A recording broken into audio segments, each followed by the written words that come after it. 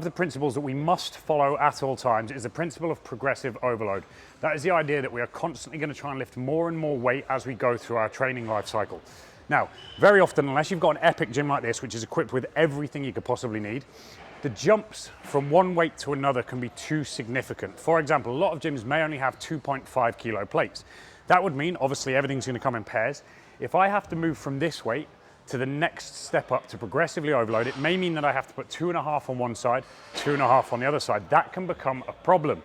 This is why you can pick up off of Amazon or anyone like that for maybe 10, 20 euros, a pair of plates. We have 0.5 kilos or 1 kilo. This means that instead of having to go from, let's say here, 60 all the way up to 65, which is almost a 10% jump, we can use 0.5 kilos on each side or 1 kilo on each side.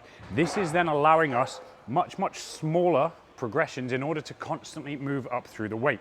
If you don't have access to something like this, it can make your progression, certainly on upper body lifts where you're not going to be able to progress quite so much each time, slightly more complicated. So get a set of these, put them in your gym bag, and they're going to be extremely useful for making sure you can stick to the principle of progressive overload.